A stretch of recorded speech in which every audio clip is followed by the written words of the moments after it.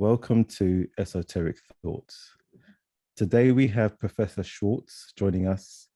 Professor Schwartz, would you like to tell us about yourself for those who are not familiar with you? Oh, okay. I'm a professor of literature and religion, and I also teach courses on literature and law, and my work centers on justice, and I'm in the US. Thank you. Amongst the many books you have written is Loving Justice, Living Shakespeare. Can you tell us about the love commands encoded in Leviticus 19? Sure. I was teaching a course called Ideas of Justice in the law school, in which I traced ideas of justice from the Bible and Plato through Aristotle and on up into the early modern period with Hobbes, and then continued into contemporary theorists like John Rawls. And among all of these theories of justice, I kept being struck by how valid Shakespeare of all people seemed. I threw Shakespeare in there to see what he said about justice. And as I pursued further with the students Shakespeare's interesting ideas on justice, I realized how deeply indebted they were to the ideas of justice that could be found in the Bible. So, we often go back to Aristotle and the Nicomachean Ethics to look at ideas of distribution or retribution. And we don't think enough about what biblical justice is. But when you look hard at biblical justice, and it's encoded marvelously in a rather short passage in Leviticus 19, which has become for me the paragon of justice in our civilization. Leviticus 19 says to love God and love the neighbor, love the stranger, for you were a stranger. And then I thought, okay, what does this love mean? I mean, it doesn't mean anything obviously erotic or emotional. It has to do with an activity. To love is to do something. And in Leviticus, it means to give. And the people that you love are people who are in need. So rather than depicting the object of justice as a self-sufficient, autonomous person that maybe Kant would describe, who deserves respect because of the universal moral law or something like that. What the Bible does is it depicts human beings as vulnerable, as in need, over and over again. So when it talks about loving the fellow, it means comprehending his needs and responding to those needs. And then I looked harder because I'm an English professor. So I really wanted to unpack what's going on in Leviticus 19. What does it mean to actually love the neighbor? Who is the neighbor? What does love mean? How can you command love? These are the questions I asked. Well, it turns out that loving someone is responding to their needs. The metaphor that's given is very graphic. It's, let me see if I can find it. You are neither to strip your vine bare, nor to collect the fruit that's fallen in your vineyard. You must leave them for the poor and for the stranger. Now, take that as a metaphor. Don't strip your vine bare. Don't take all the fruit, but leave some. Okay, if we talk about the fruit of our labors, then the idea that we have to leave some of the fruit of our labors for the poor and for the stranger is what's being said here. It's very far from a libertarian philosophy that says, I own myself, I own my labor, I own my production, don't tax me because it's all mine. It's just the opposite. It's diametrically opposite. It's from the beginning, make sure that you leave the fruits of your labor for the poor and notably for the stranger. Going on to the stranger, which I think is very important today in our world of migrants and refugees, and our closing borders to people in need. It says in Leviticus 19 very clearly that the stranger who dwells among you will be to you as one born among you. and you will love him as yourself, for you were strangers in the land of Egypt. So because you've been vulnerable and you've been strangers, you must welcome strangers. So, okay, so that's what loving means. It means giving to those in need. It means leaving the fruit of the vineyard for the poor and the stranger. That's what loving means, and that's what justice means in Leviticus. And then there's the question of who's the object of that. And as I said, it's people in need. So it singles out the widow, the orphan, and the stranger, people who have no protection. They don't have the protection of parents. They don't have the protection of a marriage. They don't have the protection of their nation. And these people especially command our duty to take care of them and love them. And this is called justice. It's not called charity. It's not supererogatory. It's not beyond duty. It is the duty. And that's very different from the way we think now about charity as something extra that we have a choice about.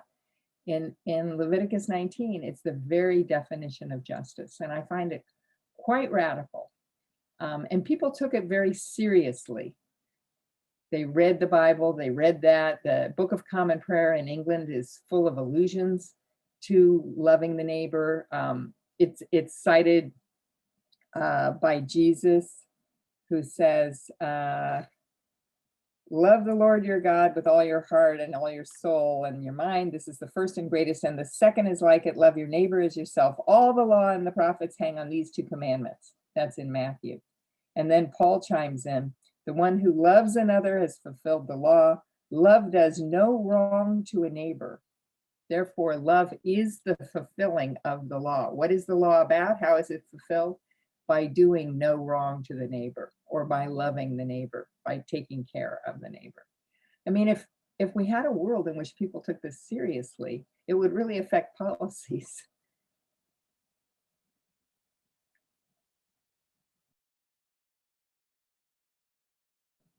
So your book is a book that I've read, and in reading the book, for the first time, I actually paid notice to the 10 Commandments. I realized that idolatry is a priority commandment. Is this ultimately driving collective identity towards monotheism? Idolatry is such a complicated issue in the Bible. It's preoccupied with a problem, and it seems to me that there's two different understandings of idolatry that we could have. One calls idolaters our enemies. We want to insult them, so we call them pagans or barbarians or idolaters. And in all the wars that have been fought, that charge has been leveled against enemies. I would call that political idolatry, just rejecting the other as worshiping false gods, having false ideas. That charge was leveled during the Civil War in England on both sides. They called each other idolaters. In the Reformation, they called Protestants called Catholics idolaters. And I'm sure the same charge was leveled back, et cetera, et cetera. Osama bin Laden called the West idolaters. The West called them similar words. So that's political idolatry. But there's another meaning of idolatry that I think is preoccupying the writers of the Bible, and that is idolatry is nothingness, which assumed a big history in theology. The idea, it's something that Augustine embraced when he talked about idolatry. It's the idea that there's a legitimate justice that's given by the God of Israel, and then there's nothingness. It's referred to as an empty cistern in one prophet. It's a broken cistern, or Isaiah associates idolatry with nothing. He says, they who make a graven image, are all of them vanity. It's all vanity. They see not, they know not. And Paul says, we know an idol is nothing at all, and there's no God but one. And so from this perspective, these writers are saying being attached to idolatry is being attached to an illusion or falsehood, rather than the truth. And I guess the real trick in moral life is to distinguish political idolatry from idolatry as falsehood. So if you have an idea of justice that you say is completely legitimate, you don't want to tolerate injustice. You don't want to say that's okay. You might call that idolatry. You might say that Hitler worshipped idols when he invented this idea of the pure race of Germans, that was idolatry.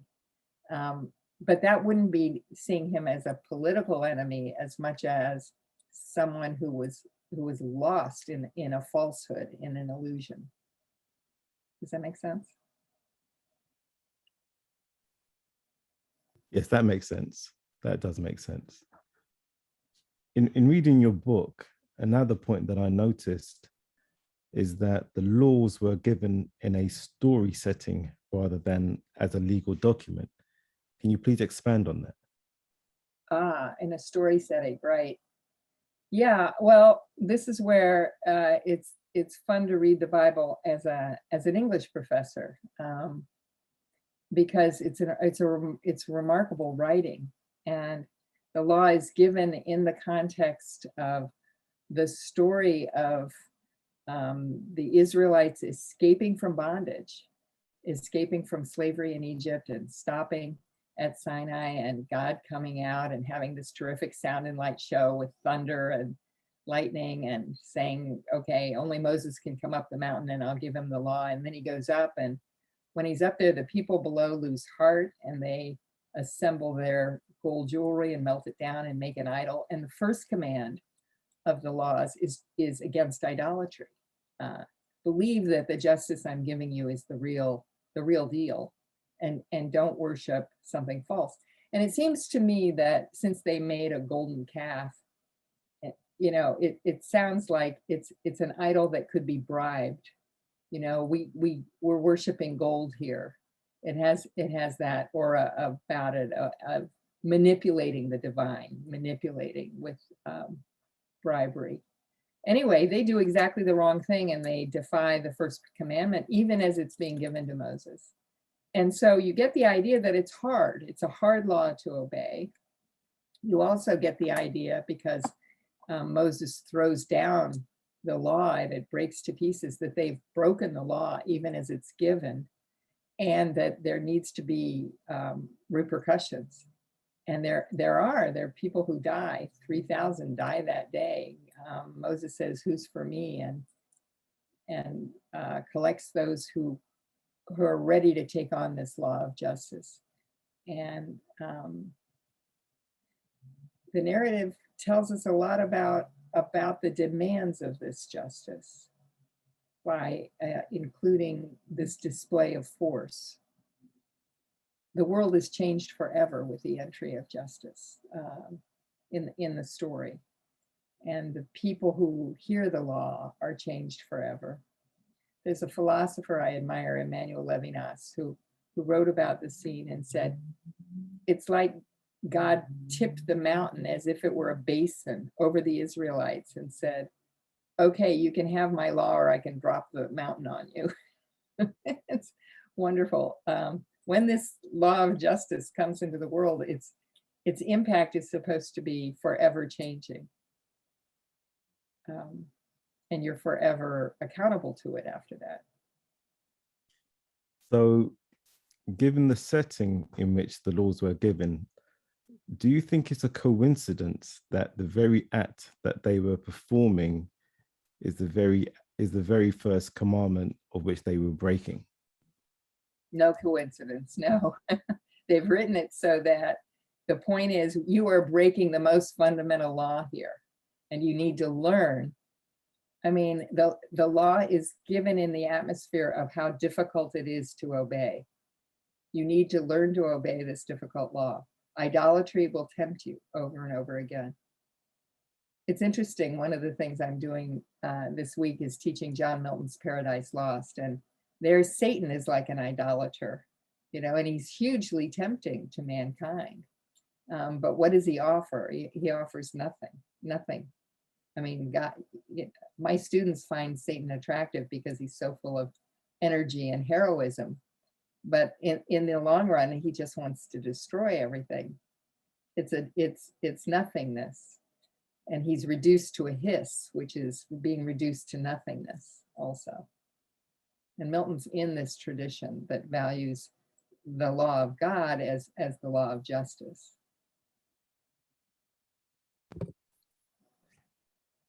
Biblical justice is not easy. It comprehends both the commandment to love the other, including the stranger, to wipe out the idolater. Can you expand on that? Yeah, it is difficult. I mean, if all we had were the love commands and we got the idea that human beings are vulnerable, Leviticus 19 describes people who are blind, and it says don't put an obstacle before them, people who can't speak, and make sure that you don't say anything harmful or slanderous, people who are not paid their wages on time, and you must do that, people who are poor, people who are away from home. It lists these people, it lists humanity as a series of vulnerabilities that we have to take care of. If we only had that, you'd think that the Bible was just this lovely book that just recommended neighbor love and that's all. But there are also these scenes of wrath and intolerance toward illegitimate pursuits, because biblical justice is demanding. It says, you know, there's a lot of illegitimate understandings of justice, like bribery, like abuse of power. It says in several places in the Bible that it's important that the judge be impartial and not favor the wealthy over the poor. So there's a kind of awareness of a tendency in human nature to go astray. And, you know, there's the problem also of greed that the Bible highlights here and there.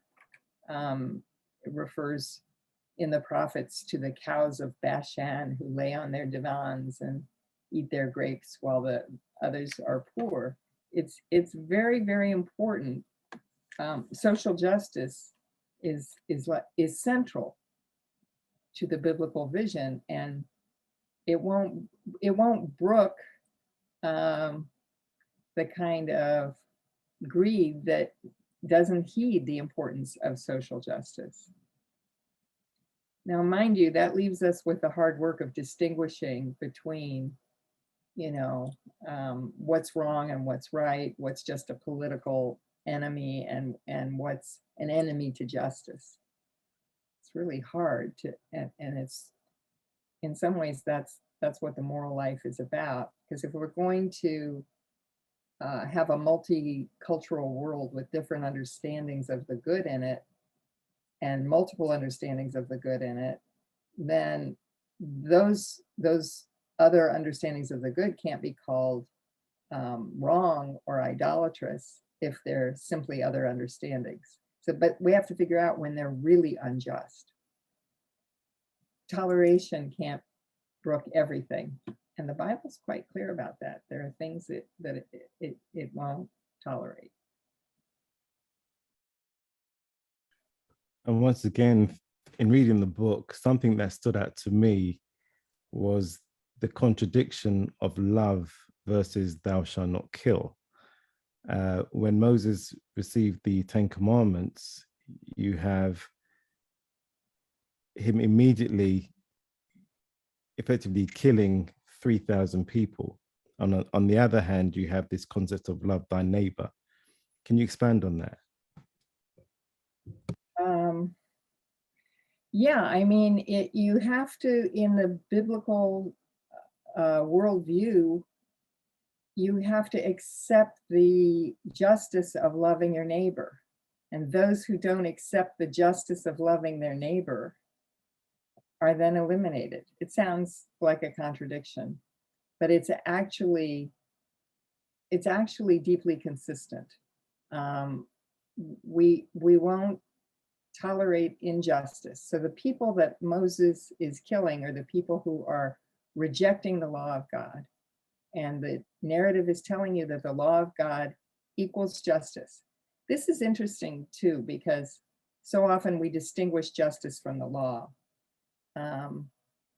When I teach my course on theories of justice, when we talk about Socrates and Jesus, they're convicted under the law, but they're incredibly just. And we know that they're paragons of justice, but convicted under the law. So we separate law and justice usually. We usually say justice exceeds the law. The law is pretty poor and it doesn't usually manage to be just. And one of the things that's unique about the biblical vision is that it doesn't separate them. It says what justice is also the law of God, which is pretty radical. I don't know of another place where they're together like that. Usually justice exceeds the law. And how is the charge of idolatry relevant to today's religious wars?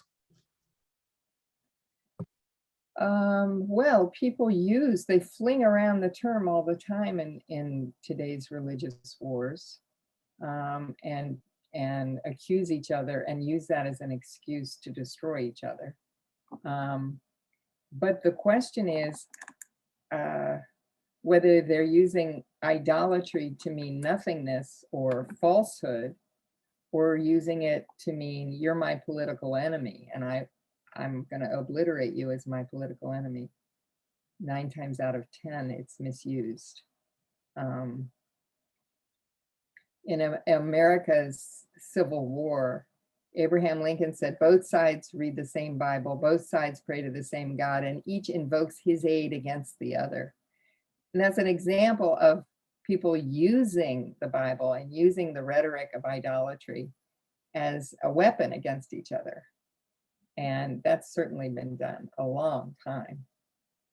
So it's ironic that this book that makes the contribution to the history of our thought on justice, on loving the neighbor, has also been used as a weapon against the neighbor.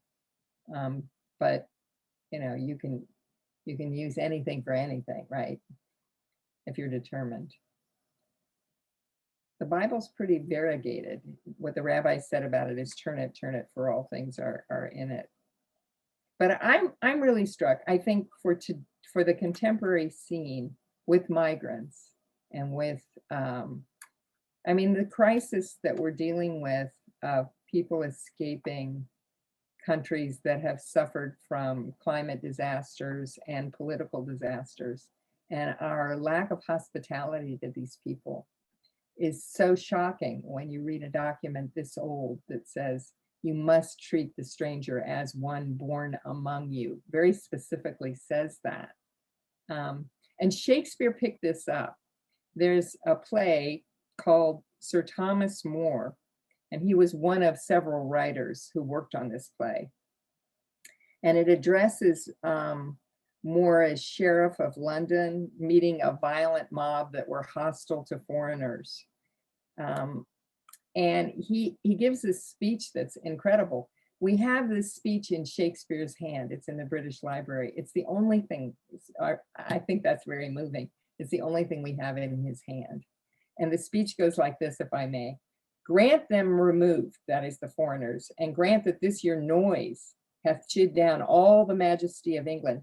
Imagine that you see the wretched strangers, their babes at their backs, and their poor luggage, plodding to the ports and coasts for transportation. Doesn't that sound contemporary? And then it goes on. And you in rough of your opinions clothes, what have you got? I'll tell you. You've taught how insolence and strong hand would prevail, how order would be quelled, And by that pattern, not one of you would live an aged man, for other ruffians, as their fancies wrought, with self-same hand and self-reasons and self-right, would shark on you, and men like ravenous fishes would feed on one another. That's Shakespeare's language. And that's what happens if you don't take care of those in need. Men like ravenous fishes feed on one another. And later he calls it, this is the stranger's case, and this is your mountainish inhumanity. I mean, it's quite incredible, because it really speaks to the problems that we're having today. I'm hopeful that we will mobilize a better response to immigration around the world, because we have to do that. We can't leave people in refugee camps and leave children hungry and people freezing to death. I mean, it's just not, it's mountainish inhumanity. And the Bible's really amazing on this. Thank you, Professor Schwartz, for joining us today. Thank you. It's a pleasure.